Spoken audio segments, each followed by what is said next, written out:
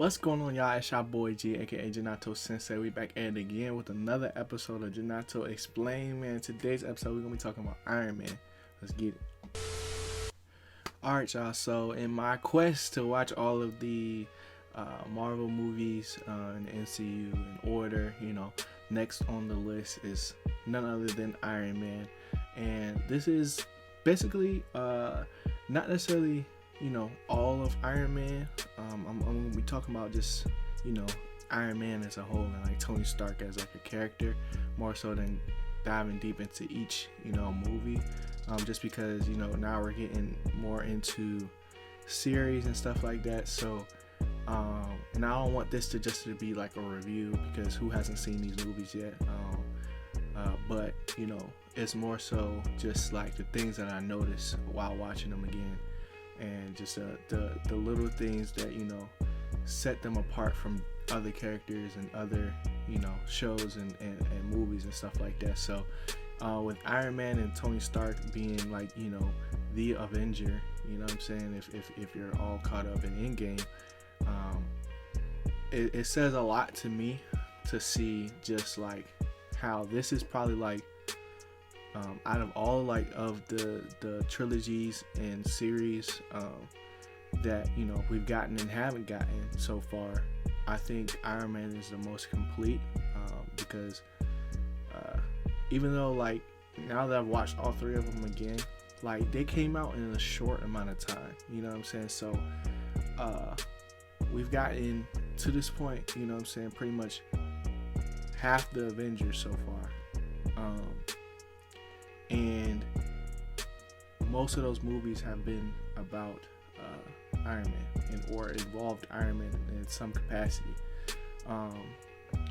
because his lineage, like not just Iron Man like Tony Stark himself, but like his father, what I'm saying, like, it goes all the way back to like this is how this whole thing started back in the day with the Stark family and their genius. So one thing that like always gets me, and I actually had like a conversation with a couple friends like not too long ago, where we debated for like hours, what I'm saying, who was like basically who was more of a genius, who was smarter, between Howard Stark and Tony Stark, and then that led me down a whole nother path of where like in some instances, like some type of canon or whatever, we find out like Tony's adopted. I'm like, I still don't know if that's true.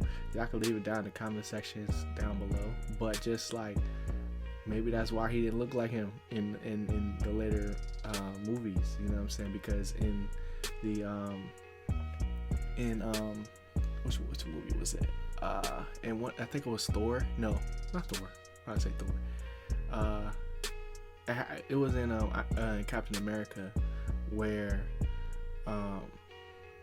like the Howard Stark favored more Tony Stark, and then in the actual Iron Man movie, which was cool to see.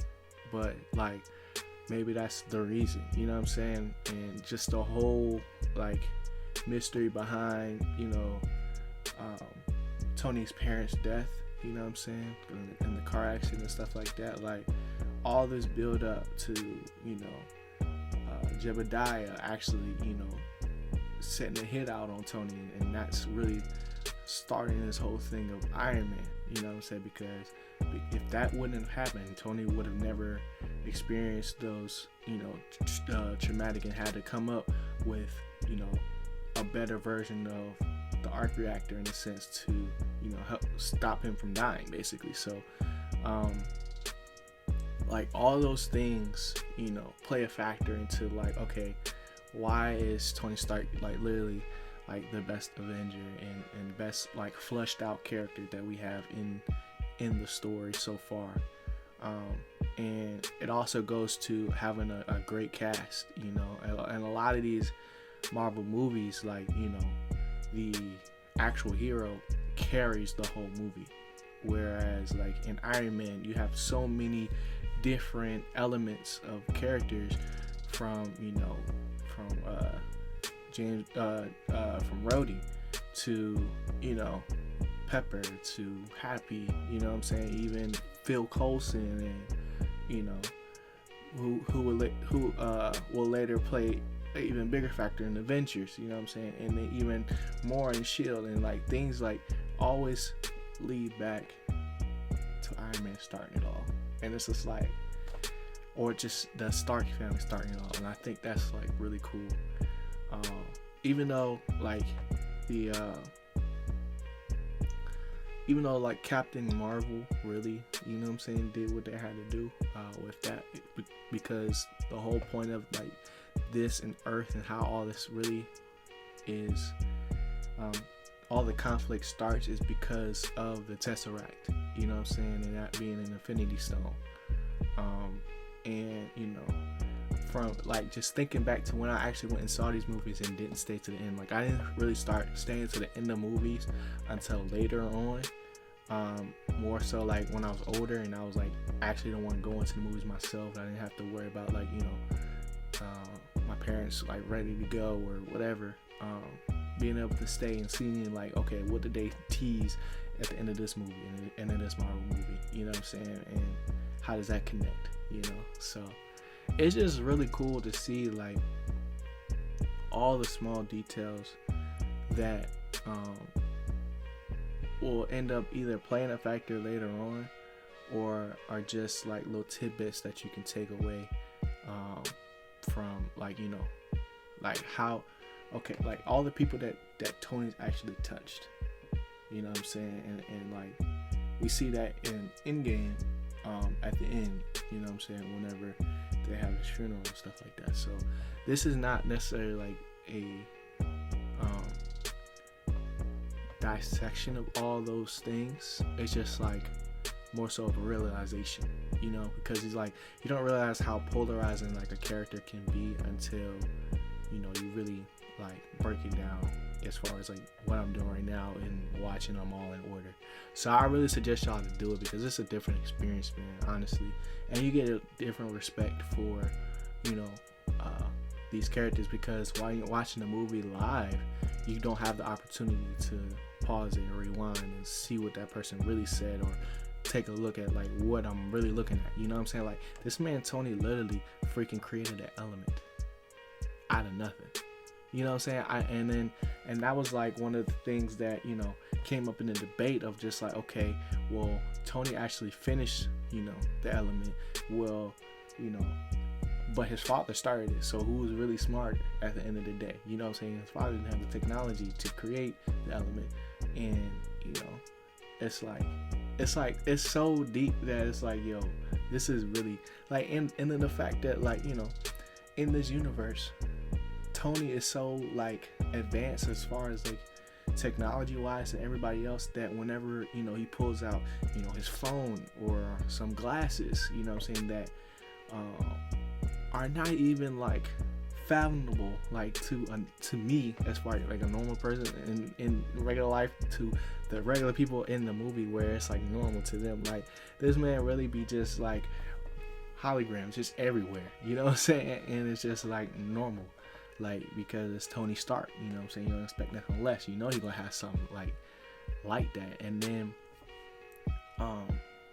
it becomes like, see how it, you know, it really like the Marvel Universe is really like an energy race, you know what I'm saying, because of the actual Infinity Stones and what they kind of represent, and you know, the different pushes of how people seek the power, you know what I'm saying. So where, you know, Jebediah saw the arc reactor and said, okay, yeah, this is how I can use this to, you know, enforce my will and take power, seize power in not only the company, but just like the direction of the US and military and literally the world military through, you know, the Stark Industries, and how they, because they're a freaking weapons manufacturer and stuff like that.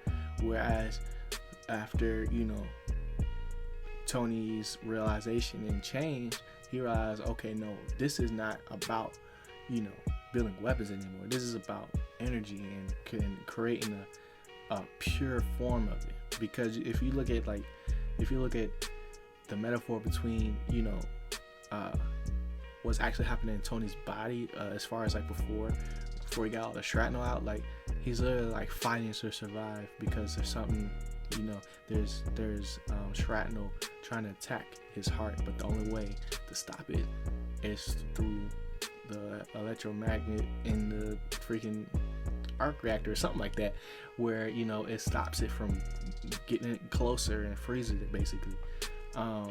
And then if you look at that and take a look at like, okay, so there's a chance for us to clean up not only the environment but provide people with, you know, a clean source of like renewable energy. You know what I'm saying? And that's a lot of people's beef with, you know, Wakanda, how, you know, they got vibranium and, you know, they keeping all this technology to themselves, and that's going to a whole nother thing. But it's just like those things right there and how that connects. That's why I love like Marvel in general. You know what I'm saying? I know this video is running long, but I had to talk my stuff. You know what I'm saying? I had to talk my stuff. That's why it's called Explain. You know what I'm saying? Ginato Explain, because I'm gonna be chatting. So that's all I got right now. You know what I'm saying? If y'all got any thoughts, any comments, leave them down in the comment section. I love to chat it up. Let's talk Iron Man, bro. Let's talk Marvel.